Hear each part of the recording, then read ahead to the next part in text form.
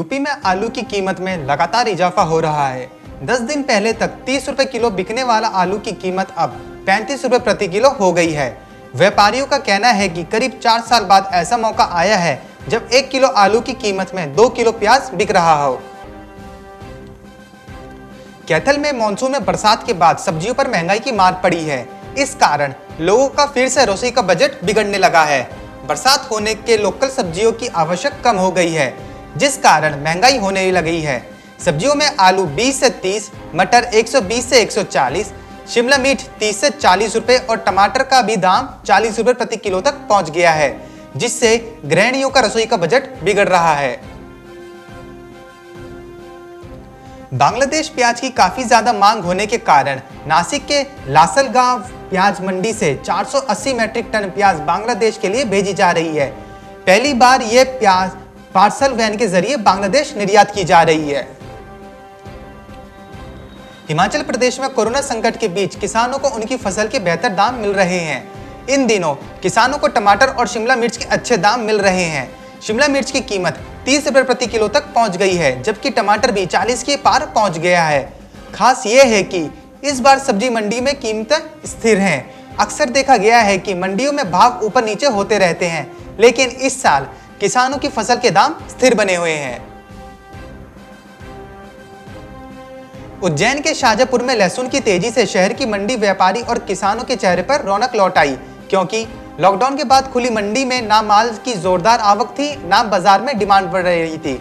उपज के भाव भी स्थिर हो गए थे, लेकिन पिछले एक हफ्ते से लहसुन की डिमांड बढ़ गई है तथा भाव भी बढ़ने लगे हैं और 3 से 10 हजार रुपए क्विंटल तक पहुंच चुके हैं। वहीं दूसरी कैटेगरी का माल भी 8 हजार रुपए प्रति क्विंटल के नीलाम हो रहा है। बिहार के मुजफ्फरपुर में कई दिनों से हो रही लगातार बारिश से क्षेत्र के लोग परेशान हैं। खासकर किसान त्रस्त एवं बर्बादी के कगार पर चले गए हैं। क्षेत्र में लगातार हो रही बारिश का सबसे बुरा असर किसानों की फसल पर पड़ रहा है। लगातार हो रही बारिश के कारण तैयार मक्का फसल को किसान घर तक नहीं ला पा रहे हैं। मक्का फसल को खेत से तोड़ने के बाद थ्रेशिंग भी नहीं कर पा रहे हैं। असम में बाढ़ का असर चाय पर भी पड़ने लगा है। राज्य में चाय की थोक कीमत में 60% तेजी आई है। इसकी खुदरा कीमत भी 20% बढ़ गई है। जानकारों का कहना है कि नवरात्रि तक चाय की कीमत में और बढ़ोतरी हो सकती है। मांग कम होने के कारण चाय की दुकानें और कैफे अभी दाम बढ़ाने से परहेज कर रहे हैं, लेकिन देर सवेर उन्हें ऐसा करना ही पड़ सकता है। कोरोना काल में जहां अन्य व्यापार में व्यापारियों को बड़ा झटका लगा है, तो वहीं चाय कारोबारियों को फायदा हुआ है। पूर्णबंदी और अनलॉक 1 के बीच चाय की खपत अपनी औसत खपत से बढ़कर 10 गुना ज्यादा हो गई है। चाय के शौकीन लोगों का मानना है कि चाय के पीने से कोरोना का खतरा कम हो जाता है। देश में कोरोना वायरस का कहर थमने का नाम नहीं ले रहा है।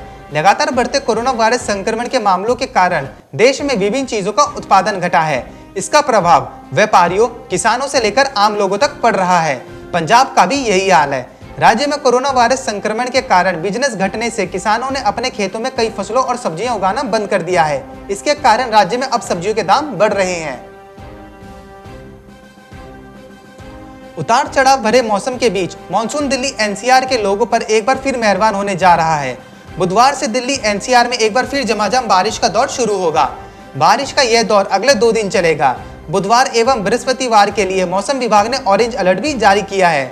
कुछ जगहों पर भारी बारिश हो सकती है, लिहाजा जल भराव के कारण यातायात प्रभावित होने के आसार हैं। Bureau report, market times TV.